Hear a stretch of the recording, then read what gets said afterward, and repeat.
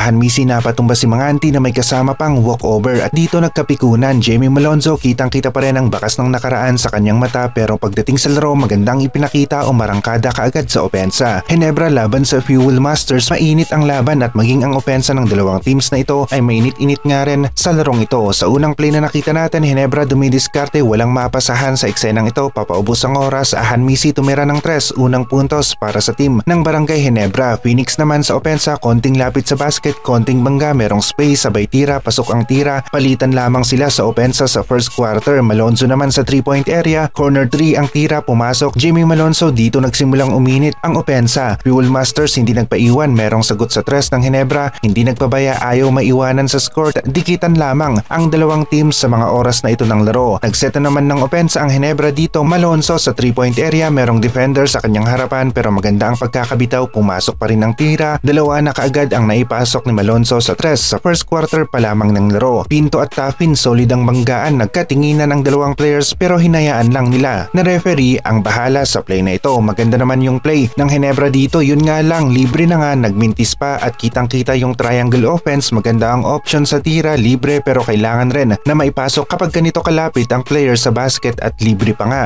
Si Stan naman at Suyod nagbabantayan dito. Si Stan tinirahan harapan si Suyod, pasok ang tira sa pagkakataong ito. Connection ng Fuel Masters sa play na ito, maganda. Taffin to RR Garcia, knockout play, hindi na malaya ng depensa ng Ginebra, pasok ang tira ng Fuel Masters sa play na ito. Maganda naman ang pattern around move ng Phoenix sa play na ito pero Japet mahaba nga rin, pressure sa depensa, nandun pa rin, mintis ang tira ng Phoenix sa pagkakataong ito. Pinto na bumitaw ng 3 sa play na ito, pumasok ang tira at maganda ang 3-point shooting ng Ginebra sa mga oras na ito ng laro pero Fuel Masters tinapatan ang init ng Ginebra sa 3-point area. Jason Perkins naman ang tumira ng 3, pasok ang tira, kitang-kita tinapatan ng opensa ng Ginebra. Perkins na naman, dalawang sunod na 3 ang nagawa, dikitan lamang sa score ang Fuel Masters at Ginebra sa mga naunang quarter ng laro. Malonzo naman ang umatake sa loob ng paint, in traffic ang tira, merong sumabit, end one pa nga para sa kanya. Bumawi naman ang Fuel Masters sa loob ng paint, inatake rin ang loob ng paint sa pagkakataong ito, pasok ang tira, palitan sila ng opensa. Camacho tumatakbo, diretso lang sa basket, may sumabay na defender, pumasok pa rin ang tira sa pagkakataong ito. Coach team napa-time out, hindi nagustuhan ang nakikita, dalawang sunod na naagawan ng bola at na-convert pa nga ng kanilang kalaban sa puntos. Japet Aguilar tumira, yun nga lang mintis ang tira pero rebound kanya pa rin nakuha, putback kanyang nagawa at may kasama pang foul ngayon. Pesomal naman para sa Ginebra, catch and shoot ang eksena, in rhythm ang galawan, pasok ang tira sa 3-point area. Pagkatapos ng 3 ni Pesomal, Rivero naman ang bumawi sa kabila, 3-point shot na tira kanyang naipasok at Fuel Masters tumatabla at tumitikit rin sa score laban sa team ng Ginebra. LA at Camacho nagkabanggaan, parehong natumba, hindi naman nagkainitan, hinayaan lang nila na ang referee ang humusga sa play na ito. Foul tinawag kay Camacho. LA veteran move na naman ang nagawa sa eksenang ito. Muyang naman sa loob ng paint, huli na ang depensa ng Ginebra dito, pasok ang tira para sa Fuel Masters. Virano naman ang tumira, mid-range na pa-timeout ulit si coach team